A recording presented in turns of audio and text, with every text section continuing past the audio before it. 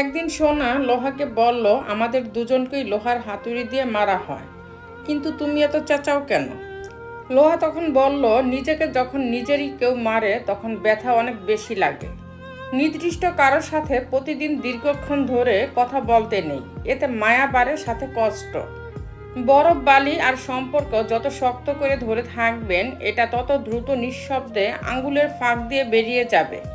মেয়ের হাতে আধা কাঁচা নুনে পোড়া তরকারি খেয়েও যে প্রশংসা করেন, তিনি হলেন মেয়েটির বাবা। অন্যায় করে লজ্জিত না হওয়াটা আরও একটি বড় অন্যায়।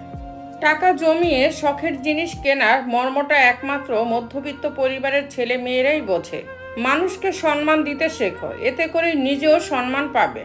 সুন্দর হতে গেলে সুন্দর চেহারা নয়, একটি সুন্দর মন লাগে। উপকার কখনো তার কাছ থেকে নিও না যে উপকার করে সেটা নিয়ে বারবার খোঁটা দেয়। সাধনা ছাড়াই যে তোমাকে পেল সে কখনোই বুঝবে না তুমি কতটা মূল্যবান।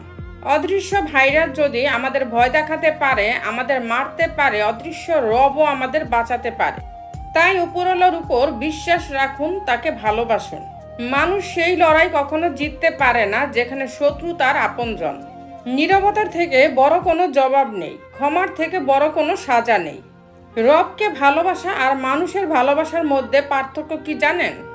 মানুষকে ভালোবাসলে সেটা আমাদের দুর্বলতায় পরিণত হয়, আর রবকে ভালোবাসলে সেটা আমাদের শক্তিতে পরিণত হয়।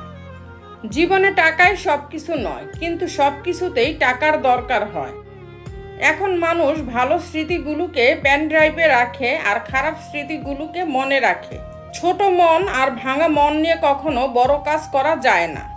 নিজের মাইনাস পয়েন্ট খুঁজে বের করা জীবনের সবচেয়ে বড় প্লাস পয়েন্ট।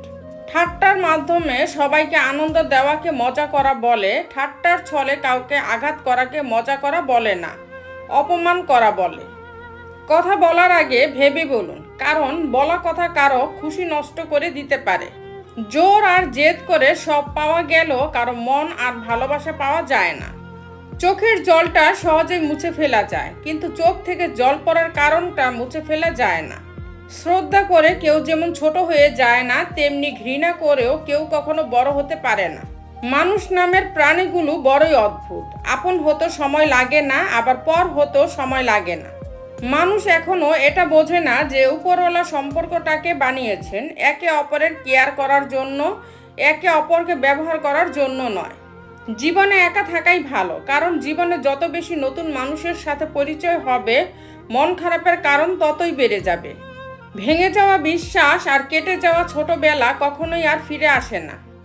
ইগো শুধুমাত্র ছোট 3টি অক্ষর, কিন্তু শক্তি এতটাই বেশি যে 12 অক্ষরের রিলেশনশিপকে ভেঙে দিতে পারে। বয়সটা শখের, কিন্তু অভাবটা টাকার। রিলেশনশিপ হচ্ছে তাজমহলের মতো, দেখতে সুন্দর হলেও গড়তে অনেক কঠিন। জীবন নিজের মতো করে কাটানো উচিত। পরের কথায় তো সার্কাসের বাগন আছে। কারো সম্পর্কে কিছু বলার আগে সত্য জানার চেষ্টা করো, কারণ অনুমান করে বলা কথা সব সময় সত্য নাও হতে পারে। মানুষ মানুষকে না দেখেও জীবনের চেয়েও বেশি ভালোবাসতে পারে। কেন জানেন? কারণ ভালোবাসা সৃষ্টি হয় মন থেকে, মুখ দেখে নয়।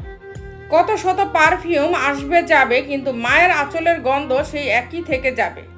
তুমি অন্যকে যা দেবে তুমিও সেটাই ফেরত পাবে, সেটা সম্মান হোক কিংবা কষ্ট। দূর থেকেও ভালোবাসা যায় যদি ভালোবাসাটা মন থেকে হয়।